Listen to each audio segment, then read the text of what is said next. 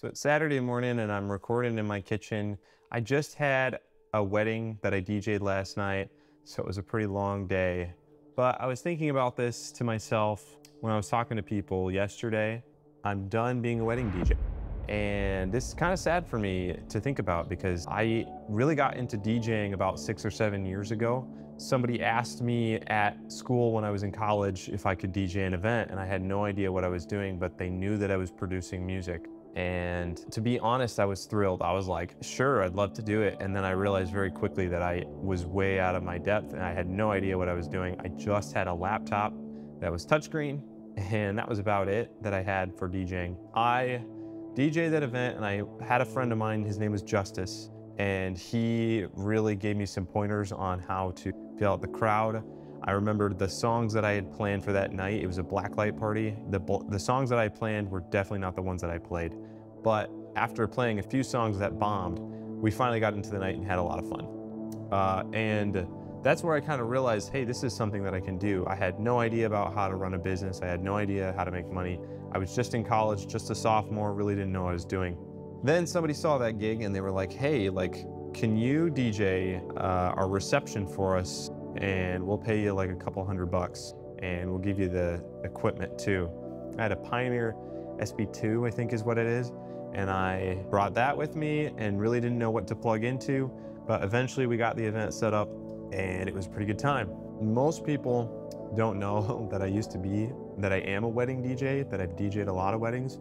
Somebody asked me last night, do you DJ a lot of weddings? I'm like, yeah, I've been doing this for quite a while. I know I don't look very old, but what happened basically, the first thing that got me into, oh, this is something I can turn into a side business that I can make a decent amount of money from, is I was starting to buy equipment. So I bought my turntable that was just a couple $100. I think I paid like 200, maybe 180 for it, and started learning how to use it, had a lot of fun mixing around with it. And then I realized I needed speakers. And so I was looking on, I think, Facebook Marketplace or Craigslist or something, and I found a guy. His name was Will, and I bought the speakers from him, but what was even more important, and I think this was the best purchase of my life, is he was a wedding DJ and he was getting rid of these speakers because he was upgrading. His name right now in Grand Rapids is J Will for Real. He recommended to me a few pointers. Basically what he told me to do is go on Thumbtack, which is a website where you can basically list services and people can find you that way. He told me if I wanted to do more weddings and to make some money on the side, you should try this out. That's how I got started. And so I did. I actually followed through and created a thing on Thumbtack. What happened was I actually had a few people reach out to me and I got some gigs this way. I had a couple weddings that I booked through Thumbtack, and then I had one random event where it's basically like a kid's party.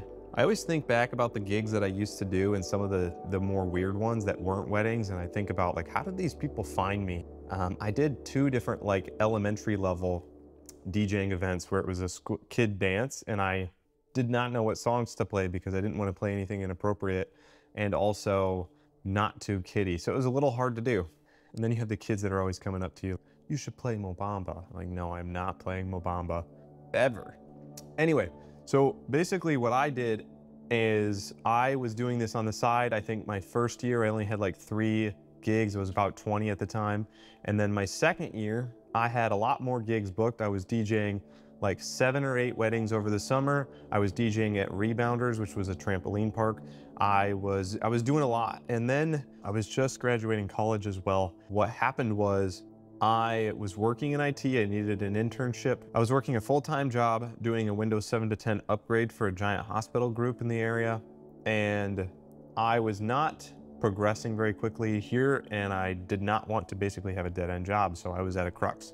And I decided to quit my job. I think I made a video about this too when I did that. And I was all big on like, I'm gonna go influencer route, I'm gonna make YouTube videos, I'm gonna make DJing content, I'm gonna make more music, more remixes. I had the Greatest Showman remix by this time, so that was a pretty viral sensation, still one of my highest YouTube videos. And then this was the end of 2019. So fortunately, a week after I quit my job, my roommate at the time had another job opening for me in IT, and I applied for this job and got it. And I'm so thankful that this happened because I wouldn't have been able to predict COVID during 2020. when not a lot of people were DJing. And if you were DJing events, it was outside, and it was definitely under the radar because you weren't supposed to be doing stuff like that, large gatherings, obviously. And so I kind of got saved here. I definitely would say that God was looking out for me, because that was not part of my plan, and I don't think anybody would have predicted that. And so what happened in 2020 is I met my wife, now wife, and we kind of went through the process. My career ambitions kind of changed. I didn't necessarily want to go to the music route and DJing weddings, but I still really love music. But what I've also really gotten more into, more of a passion for, is exercise, people kind of taking care of their bodies. I think after COVID as well, a lot of people realized that, you know, if you're not doing stuff, if you're not being proactive about your health, that can really cause a lot of issues. And so I was one of the people that gained a lot of weight over COVID, probably 35 or so pounds, not really sure. But now I'm in a place where that's really what I want to be focusing on. And the DJing, weddings and stuff like that, I'm kind of transitioning away from that. And I'm a little sad about that because, you know, this is, I think, how I got my start. I'm super thankful for all the DJing gigs that I've been able to do, because I think this has given me a lot of experience of not only how to, you know, run a business and like interact with people and sell people on a service that I have, but also like how to provide a good experience, how to like make your product better over time. My first DJing gig, I had somebody else's equipment, and now I've been able to bring my own equipment. And I was thinking about my checklist of things at the wedding I was at yesterday. Like, oh, I remember my first wedding not having enough extension cables and not having enough power strips and not thinking about the length of cable and how I'm gonna route everything. I didn't have a tablecloth. I didn't even have a table early on, but I'm now bringing all of this stuff that I've slowly built up over time. And, you know, I feel like I was doing a really good job with my weddings. I feel like I was able to turn it into a really good product. It's just not something I want to do forever anymore.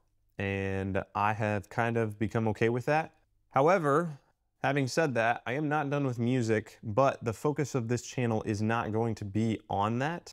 I am going to be focusing on weightlifting advice for people, exercise, dieting, cutting, specifically losing weight, because I feel like that's the part that people really get tripped up on. That's the target demographic. I'm now in a situation where I am a manager at a decently sized company. I have some experience in the business world, and so I'm trying to take all the things that I'm doing on a day-to-day basis, and I'm trying to share, because I think I've been pretty successful getting to where I am today, and I'm going to keep pushing myself to be successful moving forward. So yeah, so the focus of this channel, not really been a lot of DJing, but that used to be a big part of my life. And now I'm moving into this next season where it's going to be a lot more fitness related content, maybe some business, definitely some productivity stuff. I'm obviously in IT, so technology is going to be mixed in there too. Having said all that, yeah, I'm done being a wedding DJ. I am happy to jump in and do DJing events for parties or stuff like that as Mako, my stage name. But for now, wedding DJing, that is probably not going to be a thing for me anymore. So just wanted to share this life update with you guys. I don't do a lot of videos like these, but I've been thinking about, you know, I have these how-tos that I'm trying to pump out. I'm trying to teach people, but I also feel like the whole point of YouTube is, and creating a brand, is like talking about my journey where I'm at now. So if you made it this far into the video, really appreciate it, guys. If you ever saw me at a DJing gig, what was your favorite memory? I've easily DJed over 60, 70 events, and that's kind of crazy to think about. Really enjoyed getting to where we are today, and I'm ready for the next phase of the journey. So thanks guys for watching this YouTube video. Appreciate all the family for support, especially my wife and 2 kids for all the support that they're giving me moving forward. And I could not do this without you guys. See you guys in the next video. Oh, and be sure to subscribe to find out where we go next with this journey. And hopefully I have some helpful tips for you guys as well. See you guys in the next video. Peace.